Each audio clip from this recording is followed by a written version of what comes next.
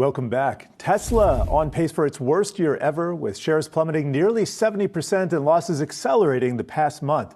Shares of the EV giant falling roughly 40% in December, including a 7-day losing streak that was snapped this afternoon. Oppenheimer's managing director and senior research analyst Colin Rush downgrading the stock to perform from overperform, and he joins us now. Great to have you here because we have a number of Tesla analysts who are saying the stock is cheap now. On valuation concerns, we're going to give this a buy. We're going to slap an outperform rating on this, or maybe we're going to up our price target. You might have a different view here. Yeah, just so we're clear, I downgraded last Monday after the events where Twitter banned a select number of journalists. That was a bridge too far for us. So this isn't a new call for us. We've been very constructive on fundamentals, and so my peers that are talking about strong fundamentals for Tesla in the EV market, we would agree that actually Tesla has a pretty substantial lead on EV technology, whether it's batteries, powertrains, motors, designing weight out of the vehicles, as well as moving into the AI that's really driving the autonomous vehicles. So we're relatively bullish on Tesla from a vehicle perspective and a technology perspective, knowing that this year is going to be a bit of a test year for the EV industry as new models come out and we see where consumer sentiment is. But our concern with Tesla and the reason we're on the sidelines is really around the brand damage and what that means for pricing and margin for Tesla that's come out of the Twitter acquisition and some of the forays into politics and other areas from Elon Musk and how associated Elon is with the Tesla brand. Well, Colin, what do you think it does mean in terms of pricing and margin then for Tesla? Well, we've already seen a couple of things in the last week or so that Tesla's offering additional discounts to push some product through before year end.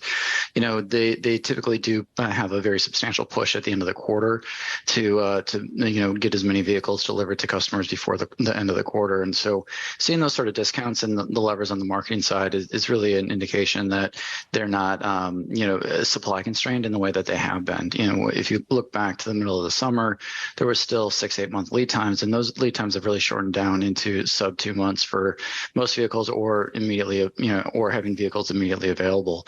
And so when we look at that, it's just a more challenging environment with consumers as folks look to manage their household budgets in the face of what many fear is a recession and certainly a higher cost of capital for everyone across the economy. Yeah, Colin, and going off of that, I think demand has certainly been a huge issue here, at least for Tesla in the near term, when we talk about not only recession here in the U.S., but what that looks like on a global scale. When you couple that with the reports out of China, Tesla reducing its output at its factory in China there, I guess how big of a hit do you think this could potentially be to Tesla, at least in the first quarter of 2023? Well, there's a couple of things going on here. So the factory in Shanghai has really been a leader in terms of efficiency. So we don't know exactly why they're dialing back some of the production here. They may be making some adjustments to the process. We could see this as a net positive, potentially. And certainly they've been exporting vehicles from China to other geographies. And so as the company ramps 2 new factories, one in Berlin and one in Austin, there's a better proximity for a bunch of the production versus where they're getting delivered. And so I think they're just rebalancing a little bit here with the factories, and certainly looking at some of the component supply issues that we've seen across the industry. Seeing them dial back some production in Shanghai for a month or so isn't a huge concern for us.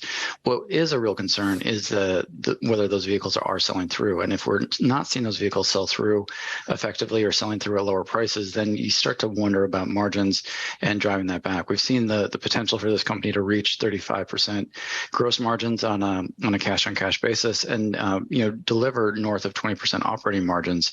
And I think that's where the bull case sits, is looking at the company reaching north of 20% operating margins and generating an awful lot of cash. And if we start to see pricing erode, we could see some of those margins degrade as well.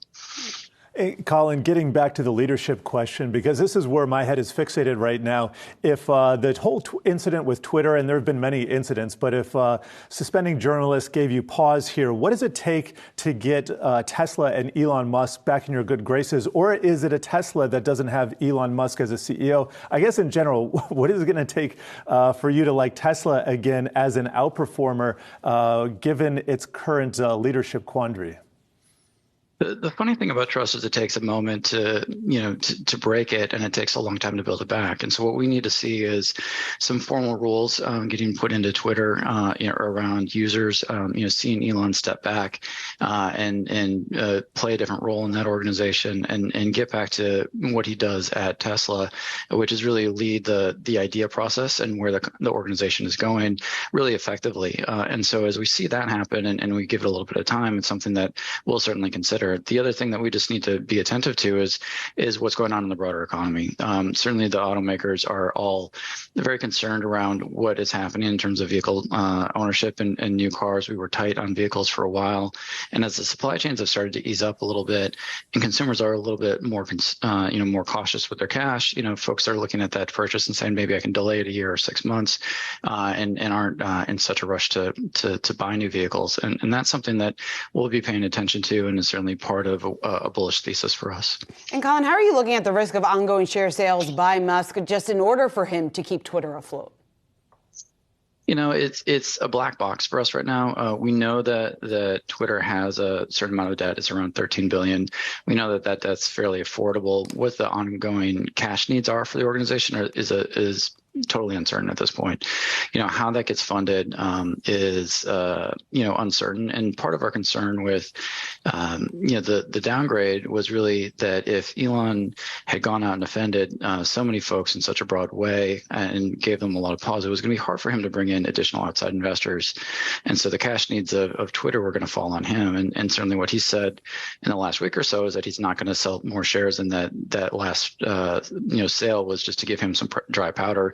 We just don't know the order of magnitude on that. And certainly what we've seen him do in the past is, make statements and then follow through on them to a certain extent. And sometimes there's a delay, or there's sometimes some adjustments. And so just with that uncertainty, we think there's an overhang on Tesla shares, wondering about that. But right now we just really can't handicap what the real needs are. All right, Colin Rush, always great to have you on. Oppenheimer. Tesla shares off 68% year to date. Colin, thanks so much for joining us here this afternoon.